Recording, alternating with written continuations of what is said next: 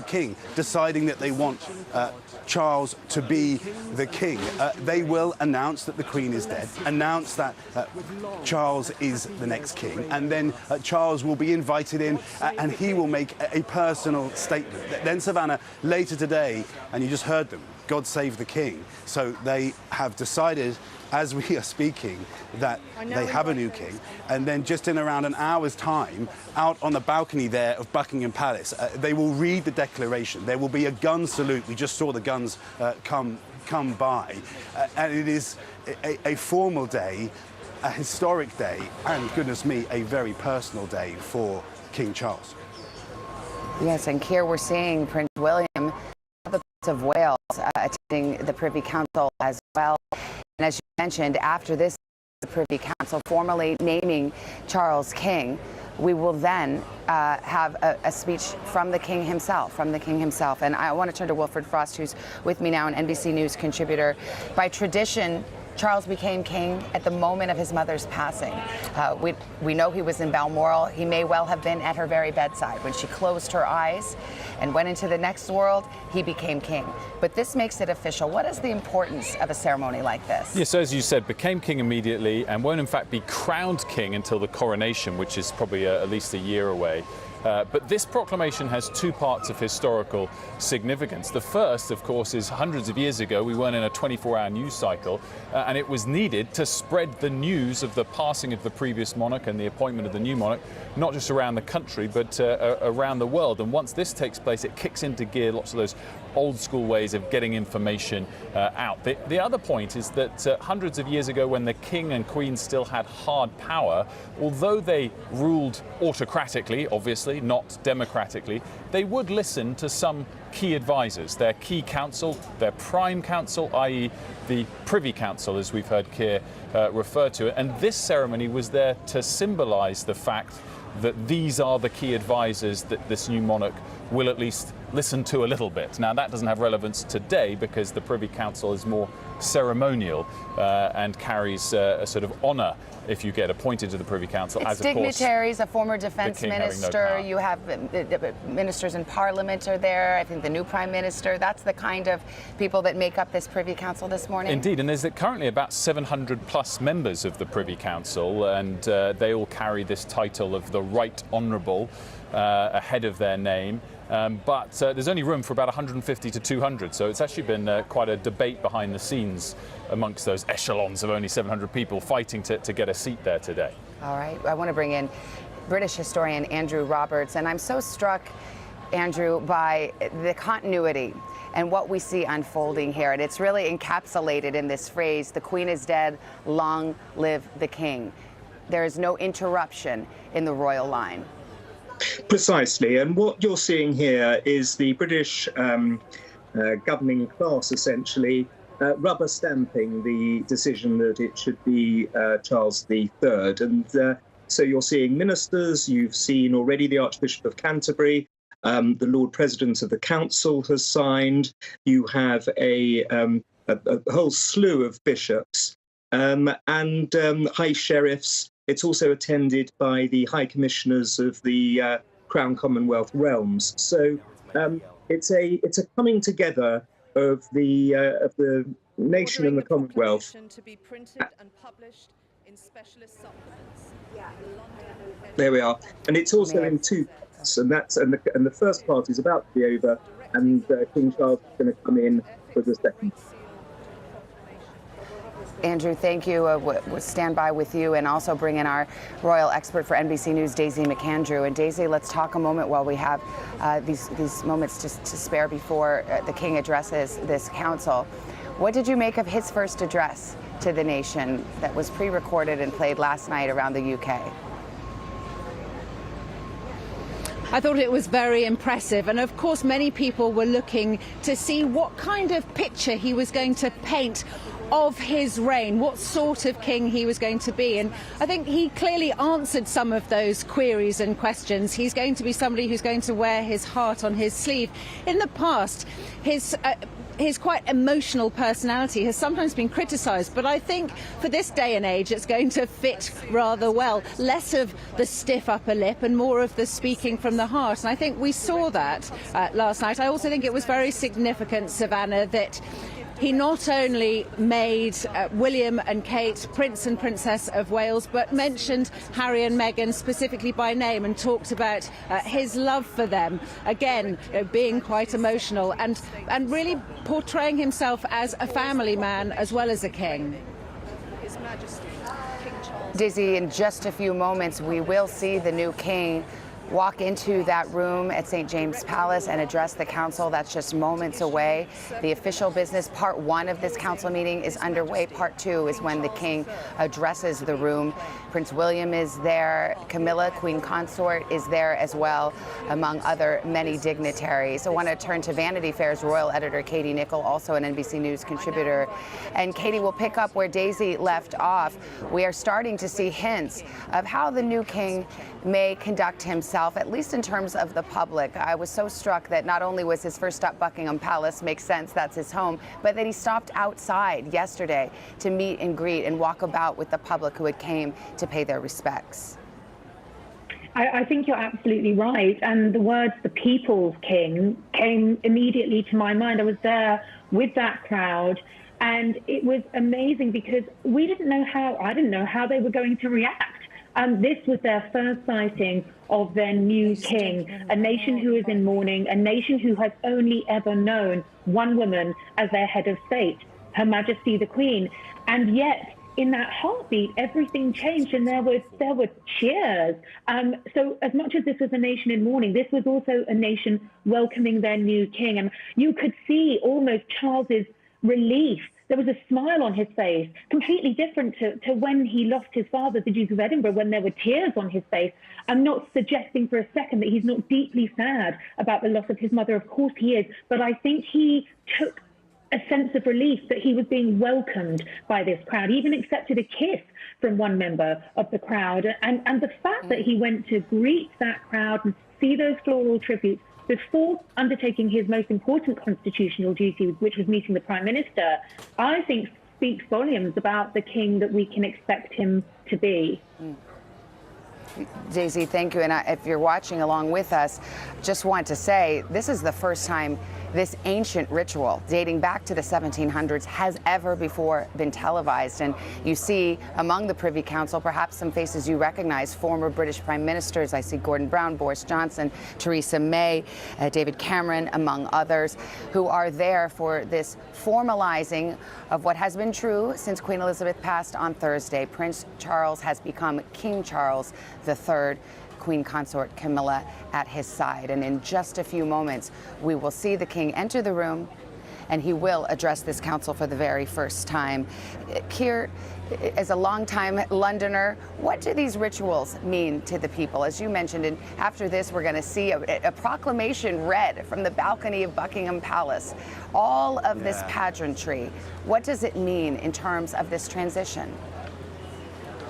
I think it's the bedrock of our society, of our civil society, of our political society, of our social society, honestly, Savannah. As I mentioned in the open, we don't have a written constitution. These things are just known, they are tradition, and so these traditions are very, very important. Just to talk a little bit about what we're about to see with King Charles, that truism, first impressions count.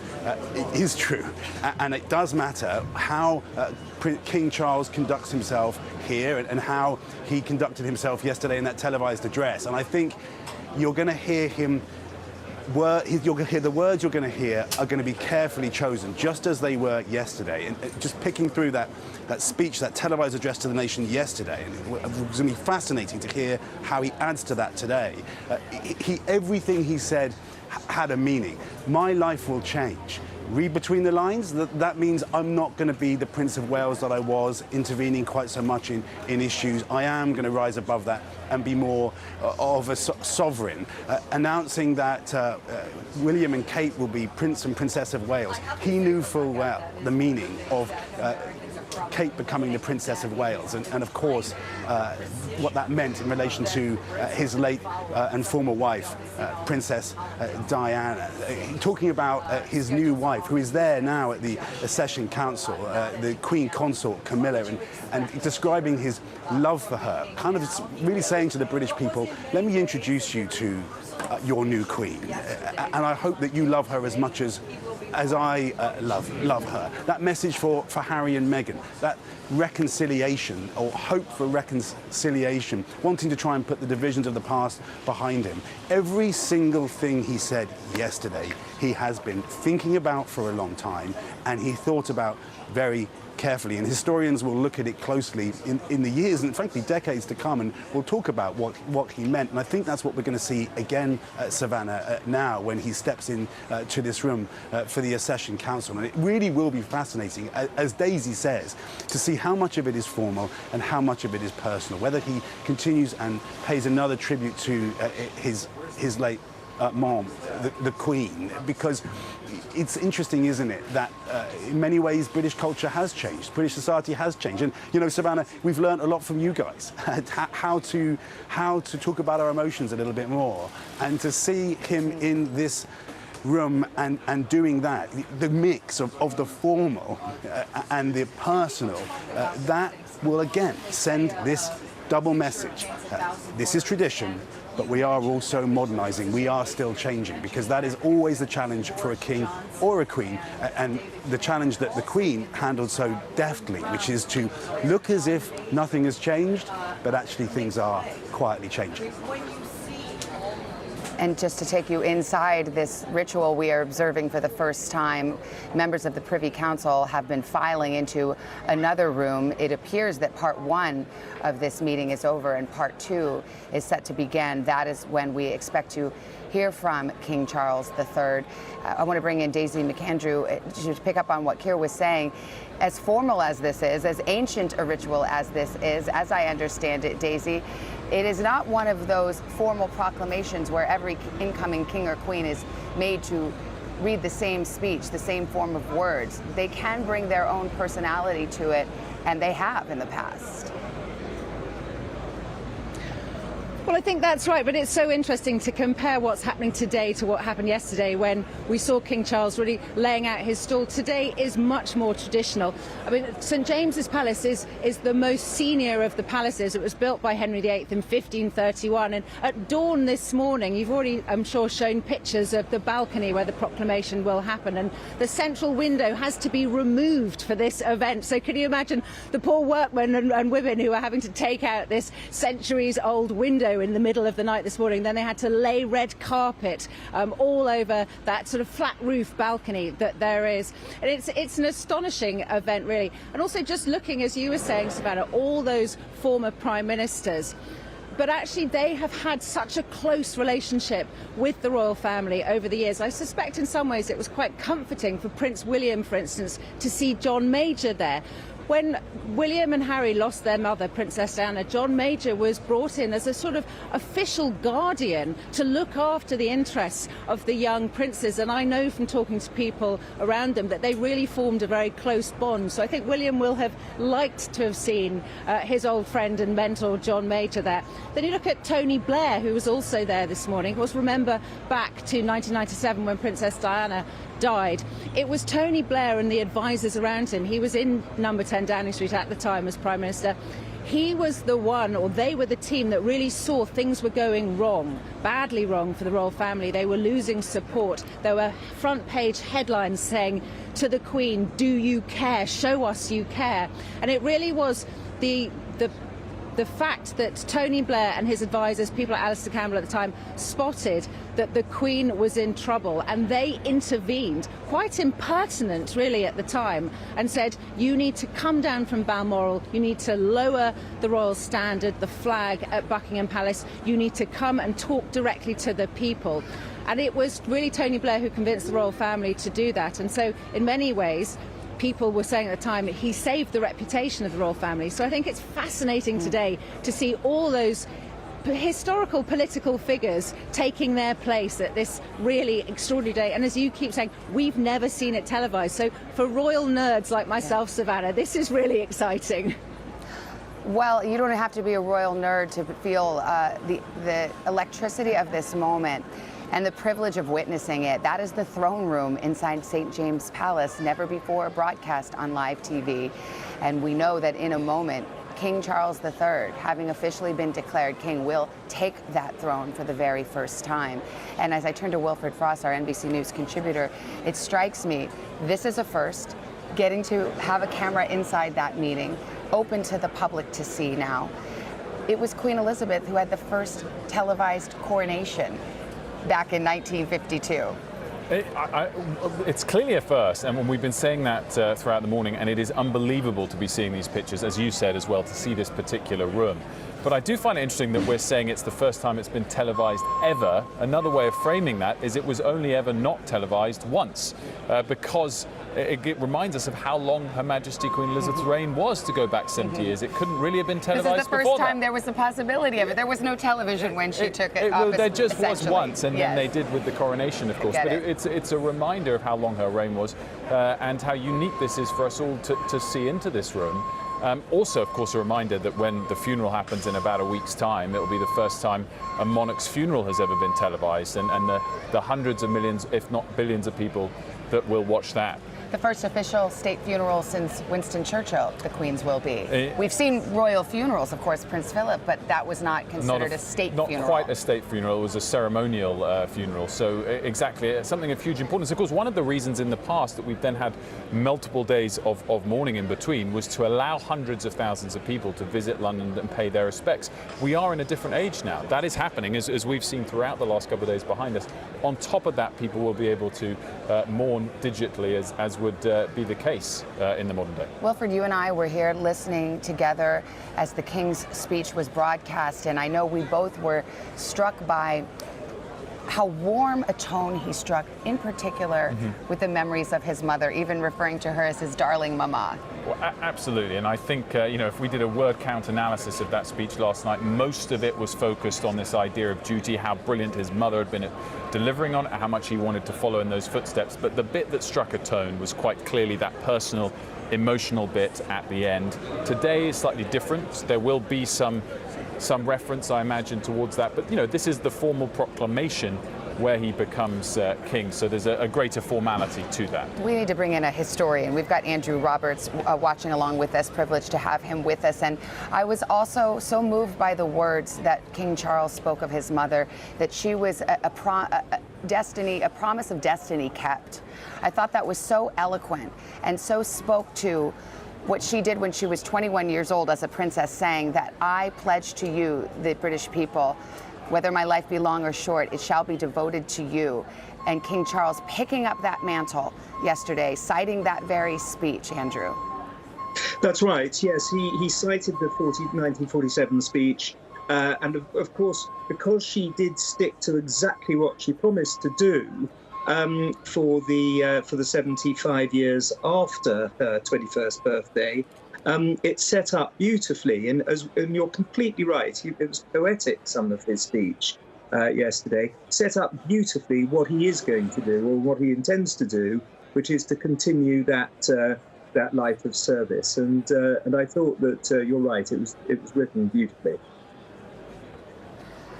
We are standing outside Buckingham Palace. What you're watching is St. James Palace, just a short walk away from here, but it can't be said enough.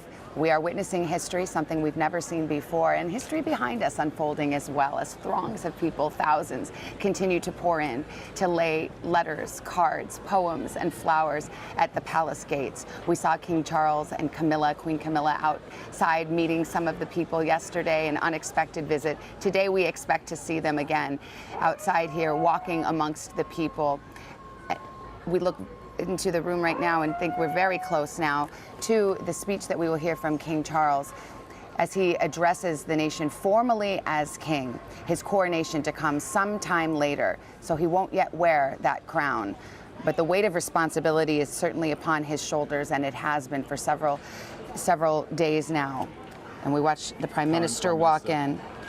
Liz Truss coming. I was wondering where she was earlier when we saw the former Prime Ministers. Obviously, she has a much more elevated position. That's the Archbishop of Canterbury as well, the most senior member of the church. And private audience is expected today with the King, so they are filing out. I believe we see Queen Camilla there, Prince William, the Prince of Wales, and now the King. And those are the three members of the royal family who are also part of the Privy Council. Business for part 2 of the Council. Your Majesty, to make your declaration.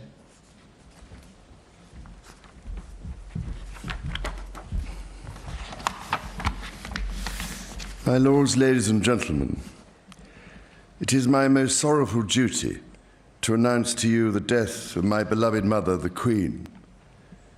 I know how deeply you, the entire nation, and I think I may say the whole world, sympathize with me in the irreparable loss we've all suffered. It is the greatest consolation to me to know of the sympathy expressed by so many to my sister and brothers, and that such overwhelming affection and support should be extended to our whole family in our loss.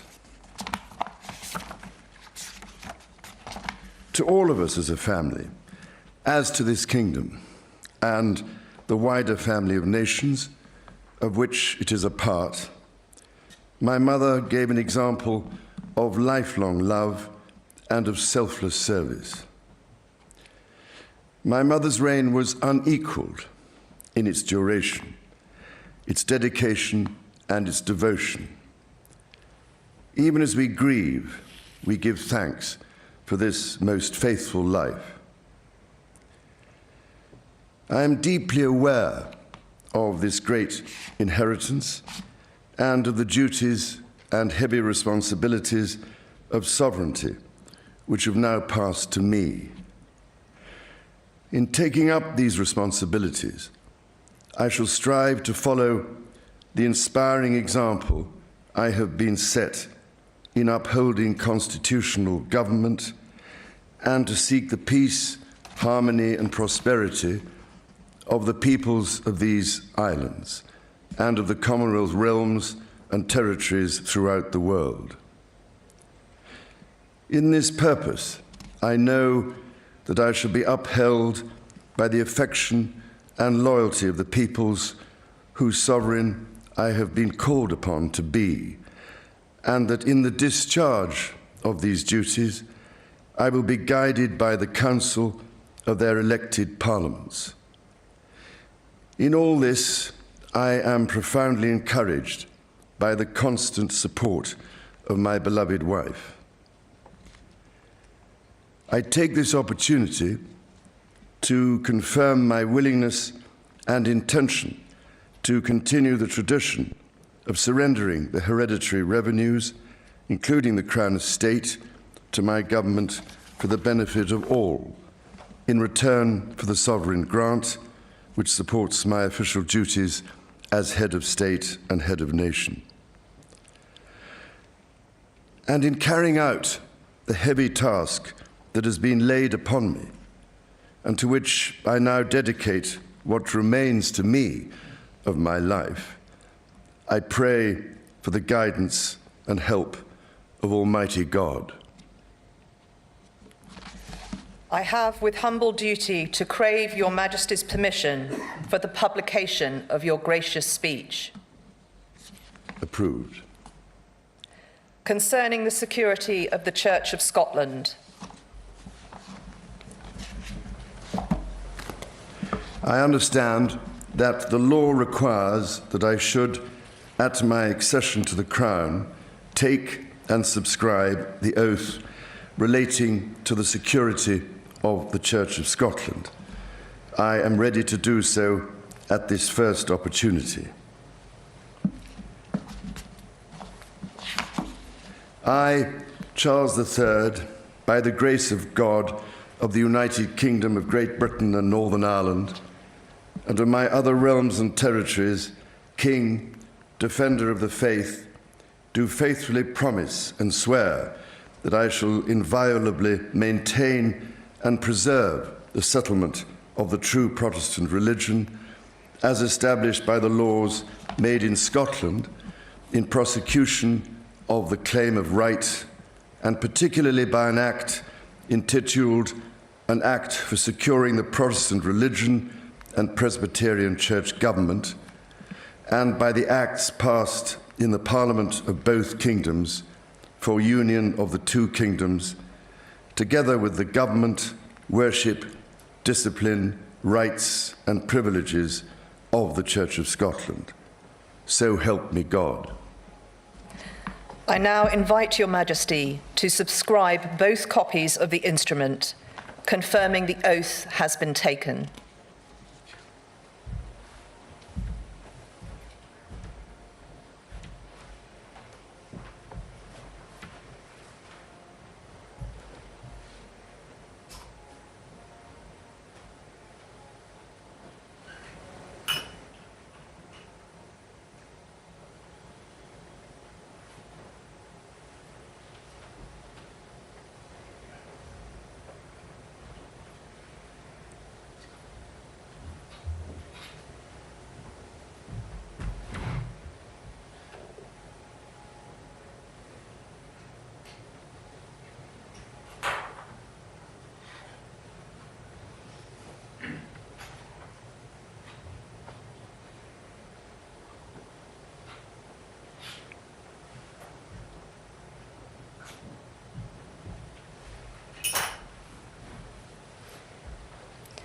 I now invite the witnesses to His Majesty's oath to sign both copies of the instrument.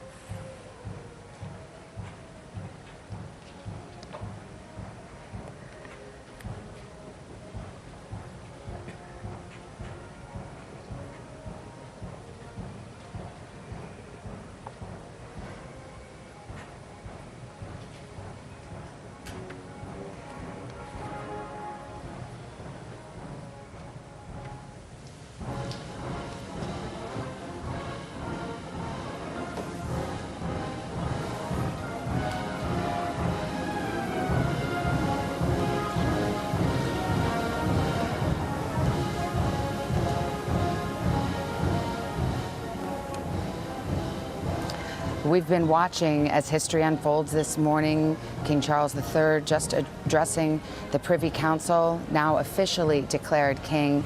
the signing of that official proclamation by witnesses, Prince William and Queen Consort Camilla. And now we're seeing an array of other council members sign the document. You see former British prime ministers assembled there to watch. Wilfred Frost with me, and you recognize many of these faces who are signing this document this morning. So the first thing of significance, of course, is that the members of the royal family who are also in the Privy Council were the first to sign it. Of course, the King himself. But interesting that the Queen Consort was one of those people there to sign it. The significance there is that the prior Queen appointed her to the Privy Council. And of course, Elizabeth II really endorsed Camilla earlier this summer at her Jubilee, when she released a statement to say it is my solemn wish that she would become Queen Consort, and that's why those three members of the royal family were there to sign it. Other people that have been forward: Nicola Sturgeon, the First Minister of Scotland. We saw, of course, also the Justice Secretary. In Council, let's listen in. Authorising Your Majesty's declaration to be made public. Approved. Draft of an order in Council for recording the oath relating to the security of the Church of Scotland, to be transmitted to the Court of Session, to be recorded in the Books of Sederant, and afterwards lodged in the State Papers of Scotland and in the Council Register. Approved. Draft order in Council determining the form of proclamation for proclaiming Your Majesty in the realms and in the British Overseas Territories. Approved. Draft of an order in Council authorising the Lord Chancellor to make use of the Great Seal for sealing all things whatsoever that pass the Great Seal, until another Great Seal be prepared and authorised. Approved. Draft of an order in Council authorising the Lord Privy Seal, if need be, to make use of the existing Privy Seal until another Privy Seal is prepared and authorised. Approved. Drafts of 3 orders in Council authorising Your Majesty's principal Secretaries of State, the Lord Chancellor of the Exchequer and the Chancellor of the Duchy of Lancaster, to use the existing seals until other seals be prepared and authorised. Approved. Draft of an order in Council authorising Your Majesty's Secretary of State for Northern Ireland to make use of the existing Great Seal of Northern Ireland until another seal be prepared and authorised. Approved. Draft of an order in Council authorising Your Majesty's First Minister of Scotland to make use of the Great Seal of Scotland until another Great Seal of Scotland be prepared and authorised. Approved. Draft of an order in Council authorising Your Majesty's First Minister of Wales to make use of the existing Welsh seal until another Welsh seal be prepared and authorised. Approved.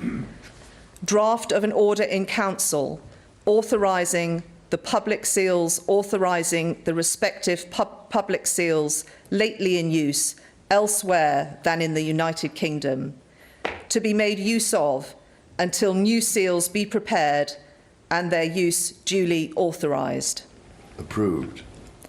Draft of an order in Council confirming Your Majesty's wishes in relation to the Sovereign Grant Act 2011 to continue the tradition of surrendering the hereditary revenues, including the Crown Estate, to your government for the benefit of all, in return for the sovereign grant, which supports your official duties as head of state and head of nation. Approved. Drafts of 2 proclamations.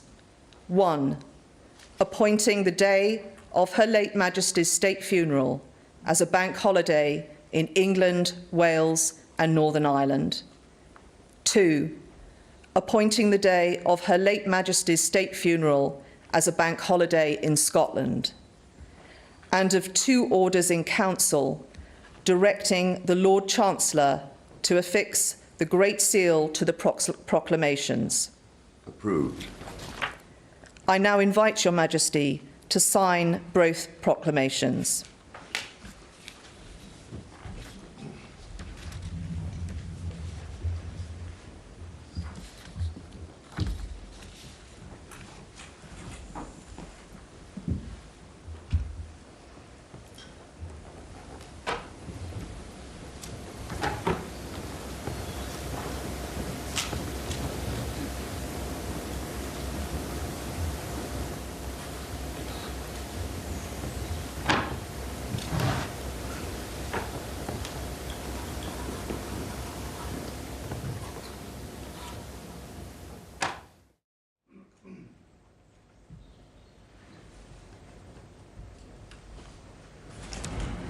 And that, Your Majesty, concludes today's business for the Council.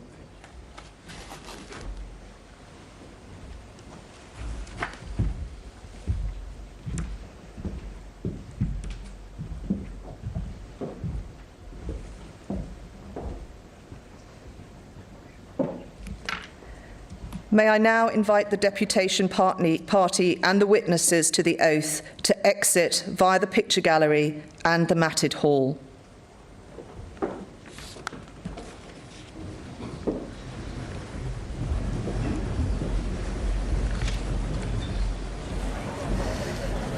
It's official now. King Charles III has ascended to the throne, an ancient ceremony witnessed for the first time by all, taking place in the throne room at St. James Palace. I now ask Penny Mordaunt, Lord President of the Council, presiding over it. She was appointed just 4 days ago. And as I turn to Andrew Roberts, British historian, we've all been marveling at the ability to witness this. And in a moment, we will hear this proclamation that we just heard read aloud outside the palace and later at Buckingham Palace itself. That's right, Garter, King of Arms, who dresses up like somebody you'd see on the playing cards, is about to officially proclaim the king. That ceremony was ancient. The bit about the Scottish Church, defending the Scottish Church, goes back to 1714 with King George I. The Scottish Church was under a bit of threat back then. It clearly isn't now, but nonetheless, every monarch by law has to say, give that oath.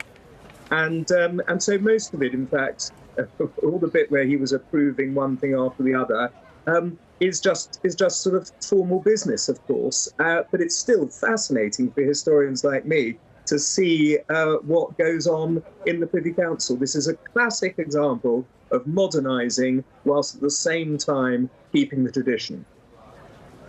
And as my colleague Wilfred Frost pointed out, not only is it the first time it's been televised, it's essentially the first time it could have been televised, a testament to the 70-year reign of Queen Elizabeth, who, of course, went through this very procedure back in 1952. I want to turn to Daisy McAndrew, and let's talk about the Queen for a moment. I was struck by Prince Charles saying at the end that he would rely on the guidance of Almighty God. He is, of course, now the head of the Church of England and the Church of Scotland. But a word, Daisy, if you will, about the Queen's faith and its importance to her.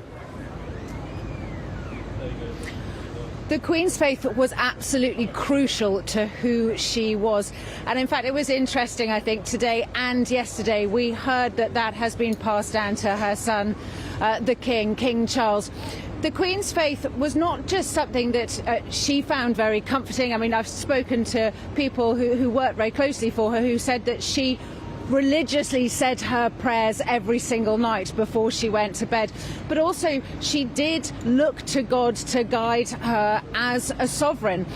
And the church and the royal family are completely intertwined. I mean, her ancestors and many people in this country firmly believed that the monarch was sent from God, was almost a deity, and was to be deferred to. Of course, there isn't that connection now, but still the royal family will go to church every Sunday and talk about faith. And of course, they are, the head, the titular head of the Church of England. And you heard Andrew Roberts there talking about the situation in the Church of Scotland. So faith is incredibly important, was incredibly important to the Queen, and is very important to the King. And it's interesting because, of course, we are quite a secular society in the UK these days. It's not as important as it was the Church, but it is to the sovereign. And as we see members of the Privy Council sign their documents, the next order of business will take place outside St. James Palace at the Friary Court, where Charles will be officially proclaimed king by the Garter King of Arms, David White, also accompanied by the Earl Marshal, who I believe is the uncle of Wilfred Frost, who is sitting right next to me, and who Wilfred has been in charge of this ceremony. It's known as Operation London Bridge, but literally for years, the mourning, the plans, what we're about to see unfold in this country over the next 10 or so days has all been planned meticulously and, in fact, overseen by the Queen herself in some cases. Yeah, this particular ceremony today, not specifically his remit, though heavily involved. And in that first room, he went up to sign the first proclamation. I noticed. I was thinking to myself, I hope he's practiced his signature. This is an important one. Not a messy one today. You don't want to get it wrong today. But no, and the state occasions themselves, particularly the funeral and the following coronation, as you say, has been planning for ages. I also thought was quite interesting in there that we heard it confirmed it will be a national holiday, a bank holiday, the day of the funeral. Everyone is expecting that to be confirmed for Monday the 19th. We still haven't had it formally confirmed, but on the agenda today for His Majesty the King was also a meeting with the Dean of Westminster, who will preside over the service in Westminster Abbey. So I imagine we'll get that date formally confirmed anytime soon. But yes, as you said, those details of the whole of these 10 days of mourning and the funeral in particular have been in the works for a very long time. And the pageantry we are witnessing will unfold over these period of days, culminating in the Queen's state funeral. As mentioned, we do not have the official date. It is largely expected to be Monday, the 19th of September. We just saw some of the guns that will be saluted at 10-second intervals to mark the proclamation as king when it is read. A note about flags. They're quite important here. We know the royal standard flies when the king is in residence here at Buckingham Palace. They're at half-mast to mourn the Queen for this official period of mourning. But for a moment, for an hour today, after the proclamations are read, they will be flown at full mast to honor the naming of the new king. I want to turn to Keir Simmons, our international correspondent, to talk about this brief message we received from King Charles this morning. I was struck that I think once and perhaps even twice he referred to the heavy burden that he now picks up from his mother. I have thought often about that crown that they wear. I think it's said to be about 5 pounds, but the heaviness of that crown physically certainly matches the heaviness and the weight of the task before him. Yeah, it's a great metaphor, isn't it, Savannah? And I was thinking as I was watching that, isn't it incredible, the British Constitution? Because every one of those duties that King Charles agreed to, he could have said he doesn't agree to. But he doesn't, because that is the tradition, and that is the essence of the unwritten British Constitution and the reason why it works. But for the person at the centre of it, the king, the sovereign, the monarch, and until just a few days ago, the Queen, as you say, it is a huge burden. You know, I thought it was just so special to get that glimpse of that ancient tradition there. It looked in the wide shot, didn't it, like a kind of 19th century painting, the kind of moment that a great prime minister like Gladstone or Disraeli would have recognised, except of course it's so rare that they as prime minister never got to take part in a moment like that because Queen Victoria reigned for so long. Just think about it, the last prime minister who was prime minister when something like this happened was Winston Churchill, and then you saw Prince William standing to the side. He must have been looking on and thinking, the next time this happens, he will have been wanting to take notes, to pay close attention, because he will have been thinking, the next time this happens, this will be me. And he has no idea when that will happen. And of course, we now hope very much that King Charles will reign for a good deal of time, for a long time. So what a moment.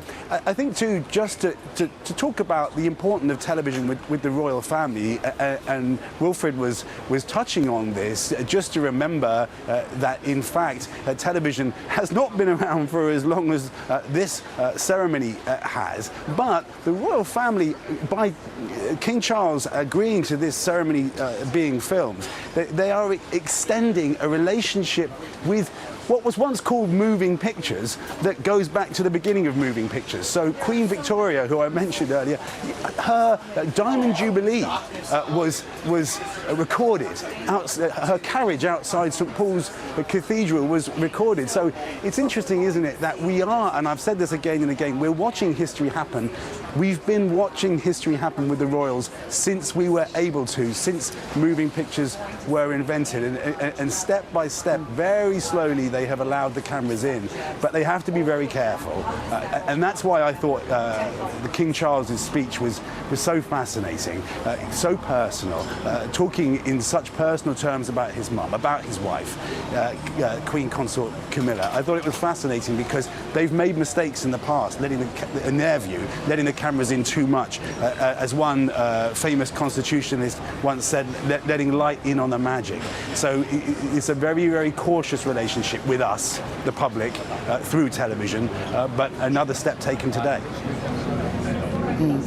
Indeed, and the royals also famously invited documentary cameras into the palace, into everyday life of the royals back in the 60s, perhaps one of the first reality shows before they were as common as they are now. And I'll turn to Andrew Roberts on this question because it is a delicate dance, as Keir has laid out.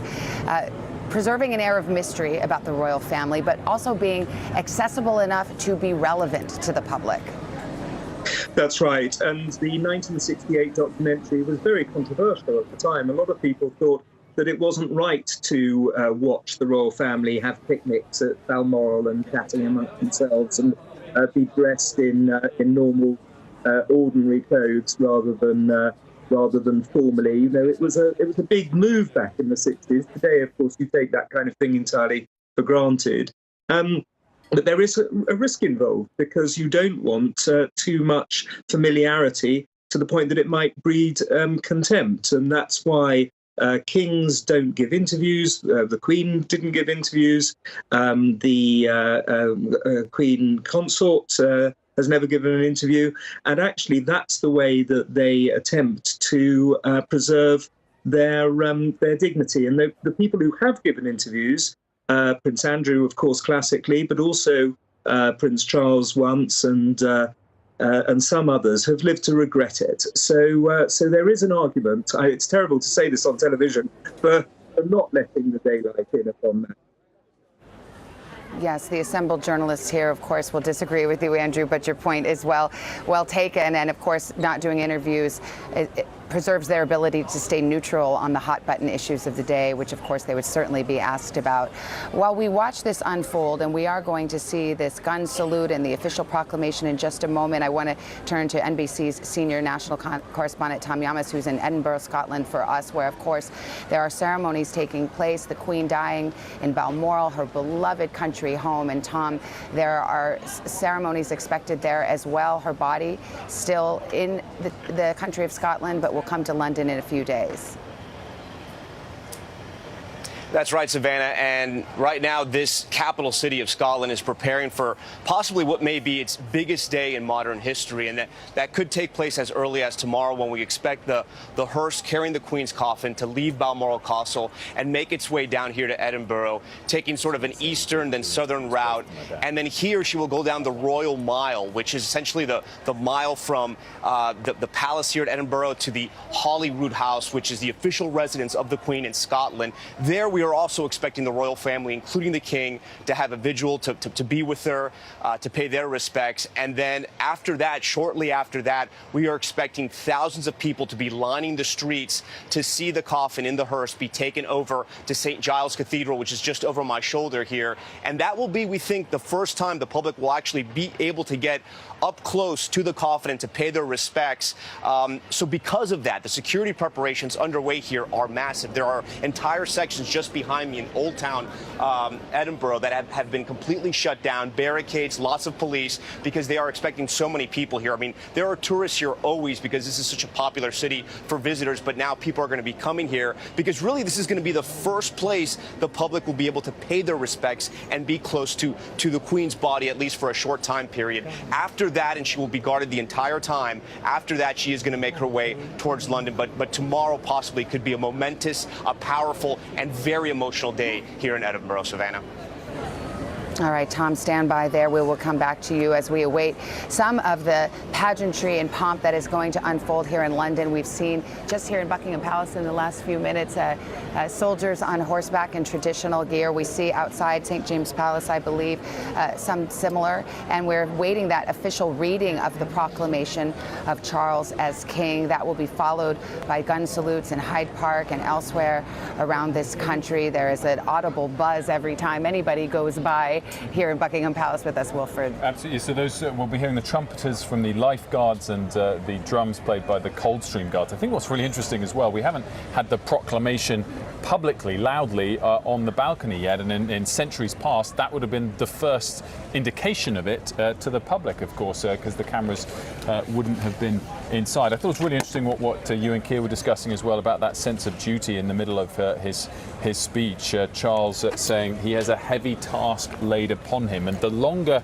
he can maintain that sense that being king is a job, is a duty, the greater his approval ratings will be. This last couple of days has refocused that sense of duty of the role because of the great way that Her Majesty carried it out. But in normal years, 5 years ago, 10 years ago, of course, people then start to focus again on the grandeur, the wealth, the luxury, and could possibly raise the question of why we continue in this day and age to have these sorts of things. So I think in the years ahead, that'll be something he's going to really try and continue to get people to focus on.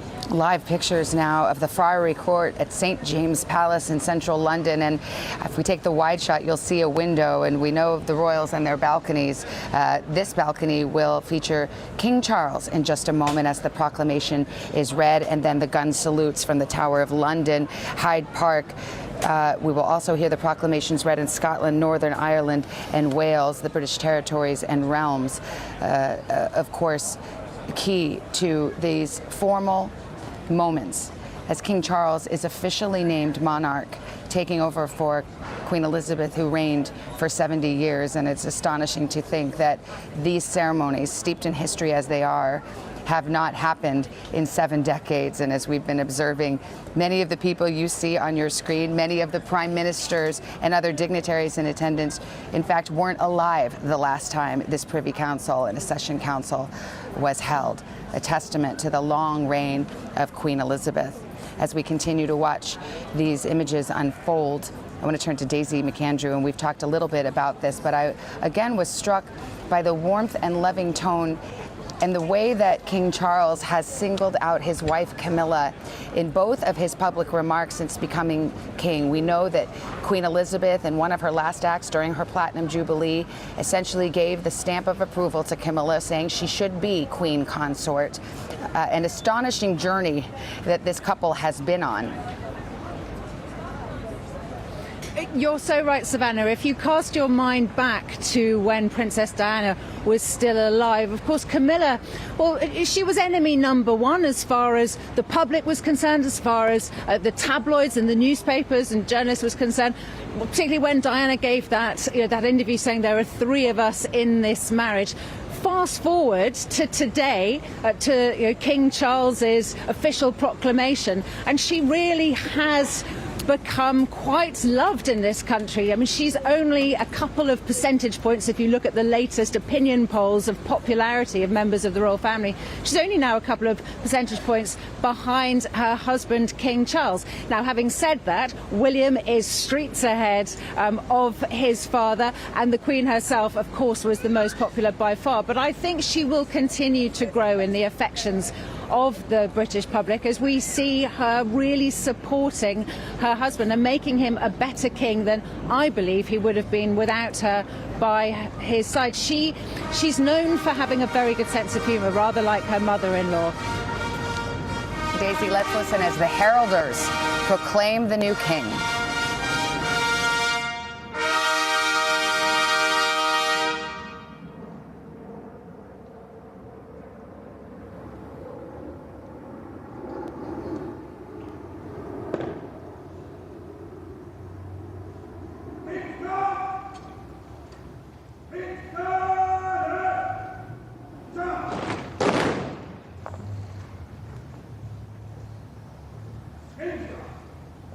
There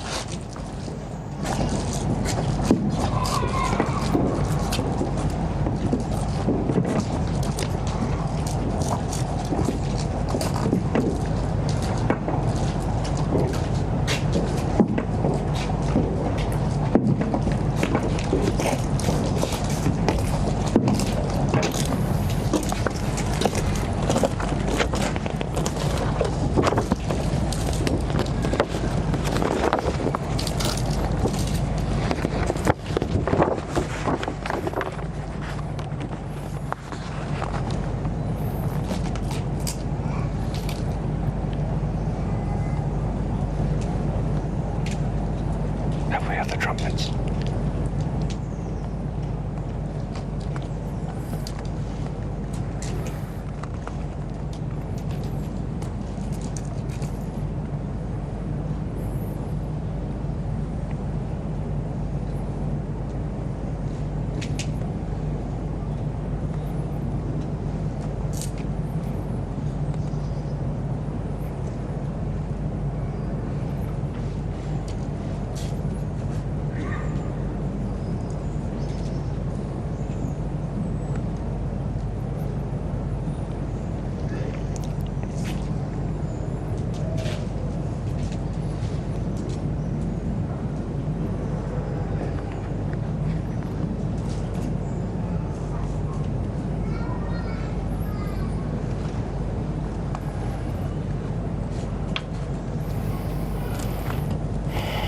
Minute.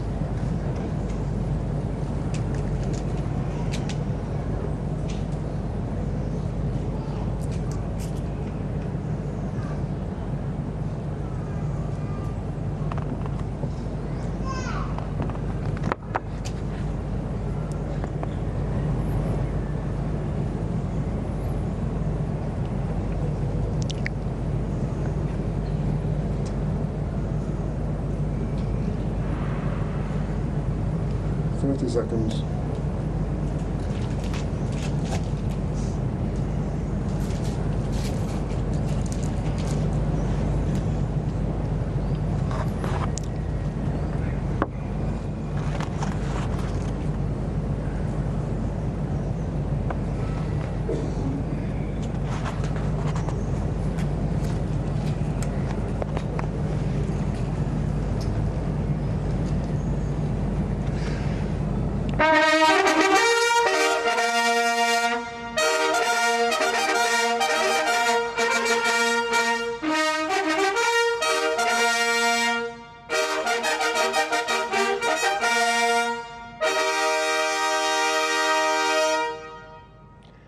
Whereas it has pleased Almighty God to call to his mercy our late Sovereign Lady, Queen Elizabeth II, of blessed and glorious memory, by whose decease the crown of the United Kingdom of Great Britain and Northern Ireland is solely and rightfully come to the Prince Charles Philip Arthur George. We, therefore, the Lords Spiritual and Temporal of this realm, and members of the House of Commons, together with other members of Her late Majesty's Privy Council, and representatives of the realms and territories, aldermen and citizens of London and others, do now hereby, with one voice and consent of tongue and heart, publish and proclaim that the Prince Charles Philip Arthur George is now, by the death of our late sovereign of happy memory, become our only lawful and rightful liege lord, Charles III. By the grace of God, of the United Kingdom of Great Britain and Northern Ireland, and of his other realms and territories, King, head of the Commonwealth, defender of the faith, to whom we do acknowledge all faith and obedience with humble affection, beseeching God, by whom kings and queens do reign, to bless his majesty with long and happy years to reign over us. Given at St. James's Palace this 10th day of September in the year of our Lord, 2022.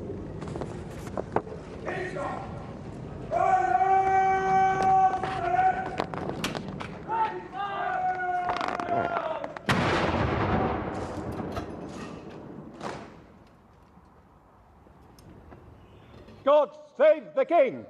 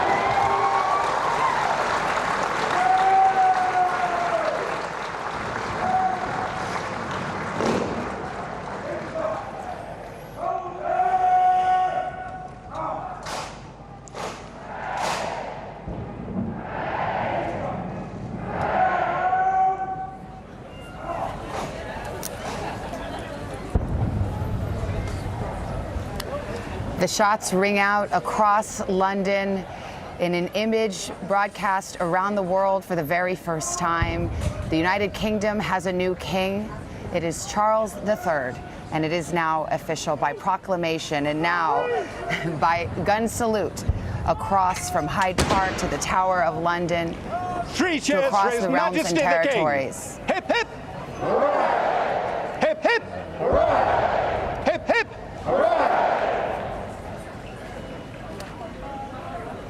And we heard the national anthem, God Save the King.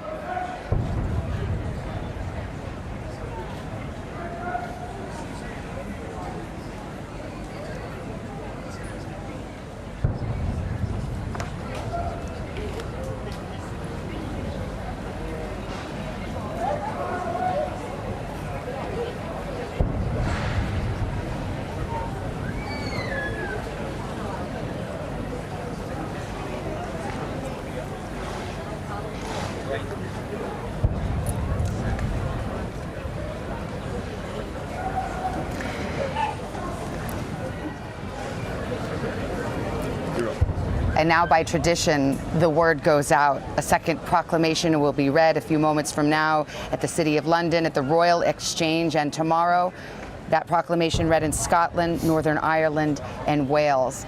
And those delivering that message, known as heralders, hearkening back to a time when this word would have gone out by horseback, by a sign posted at the gates of Buckingham Palace, and now, in a feat of modern technology, is broadcast to the world, live streamed for all to see.